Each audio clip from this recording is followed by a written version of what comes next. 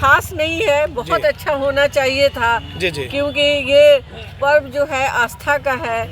ये जो स्नान करते हैं छठ में, तो उनको विधि व्यवस्था कहाँ है, कैसे वो लोग अपना वस्त्र चेंज करती हैं, कहाँ करती हैं, कैसे पर्दे का इंतज़ाम है, साफ़ सफाई कैसी है, वॉशरूम का व्यवस्था होना चाहिए जी जी। जहाँ पे महिलाएं सेफ्टी से अच्छे से अपना वहाँ उपयोग कर सके। छठ आस्था का पर्व है, उन लोगों को बहुत बहुत शुभकामना है मेरी तरफ से, बहुत बहुत हार्दिक बधाई है, मुबारक है। नमस्कार, हमारा नाम है समरीन और आपने देखना शुरू कर दिया है लाइव सिटीज। देखिए, लोक आस्था के महापर्व यानी कि छठ की शुरुआत 17 नवंबर से हो गई है। आपको मालूम है कि 4 दिवसीय इस अनुष्ठान का आज तीसरा दिन है। आपको मालूम है कि आज छठ व्रती डूबते हुए सूर्य को अर्घ देंगी और आपको ये भी मालूम है कि कल यानी कि सोमवार को उगते हुए सूर्य को अर्घ दिया जाएगा और इस व्रत को संपन्न किया जाएगा। देखिए, आपको बता दें कि इसी क्रम में एक खबर सिवान से निकल कर आ रही है।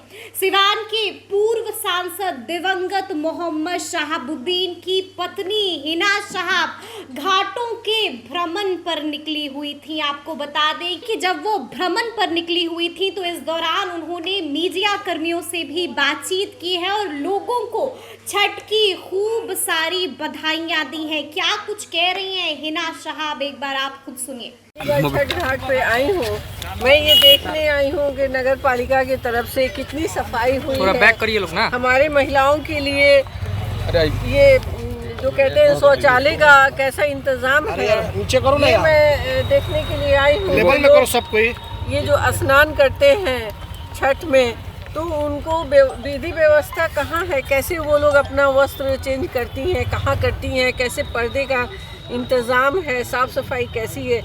मैं चाहती हूँ, मैं सिवान की रहने वाली हूँ, इसलिए मुझे मेरा कर्तव्य बनता है कि मैं थोड़ी सी अपनी बहनों के लिए, अपने भाइयों के लिए मैं यहाँ पर व्यवस्था देखूँ कि वो जो शुभ छठ है, मैं उसके लिए आई हूँ, मैं देखने के लिए कैसी व्यवस्था है। कैसी व्यवस्था है मैम यहाँ पे पहुँची हुई तो आप? कुछ खास नहीं है, बहुत अच्छा होना चाहिए था जी जी। क्योंकि ये पर्व जो है आस्था का है। लोगों के दिल में आस्था होती है, उसी से लोग पर्व करते हैं और जो 2-3 दिन से भूखे होते हैं और इस पर्व को मनाते हैं बहुत आस्था के साथ। क्या कमी दिख रही है? अगर आप अपनी तरफ से कुछ सुझाव देना चाहें नगर पालिका को, नगर परिषद को। हम तो मतलब यही कहे हैं कि सबसे पहले तो फाइनली ये वॉशरूम का व्यवस्था होना चाहिए जहाँ पे महिलाएं सेफ्टी से अच्छे से अपना वहाँ उपयोग कर सके। और जो ये पर्व होता है, जो मॉर्निंग में लोग स्नान करना अनिवार्य होता है शायद, तो उसके लिए भी ज़रूरी है।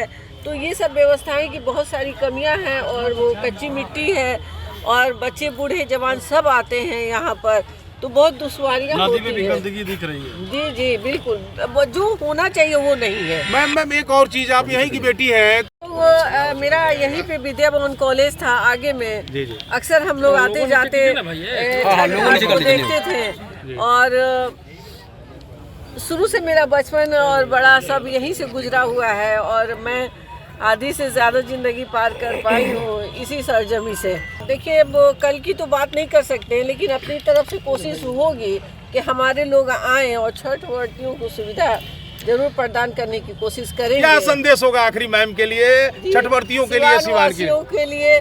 बहुत बहुत छठ आस्था का पर्व है, उन लोगों को बहुत बहुत शुभकामना है मेरी तरफ से, बहुत बहुत हार्दिक बधाई है, मुबारक है। तो सुना आपने क्या कुछ कहा है हिना शहाब ने। देखिए, आपने सुना कि हिना शहाब व्यवस्था से खुश नहीं दिखाई दे रही है। साफ साफ कह दिया है कि यहाँ पर जो इंतजाम होना चाहिए था, जो व्यवस्था होनी चाहिए थी, ना वैसी व्यवस्था है और ना ही वैसा इंतजाम है। साफ साफ कह दिया है कि सफाई का भी ख्याल नहीं रखा गया है। यानी कि आपने देखा कि छठ घाट के के भ्रमण पर जब पहुंची थी हिना साहब, तो व्यवस्था देखकर काफी दुखी हो गई हैं। क्या कुछ कहा है आपने भी सुना है। तो इस तरह की तमाम अपडेट्स के लिए ऐसे ही हमारे साथ बने रहिएगा और देखते रहिएगा लाइव सिटीज। बहुत शुक्रिया।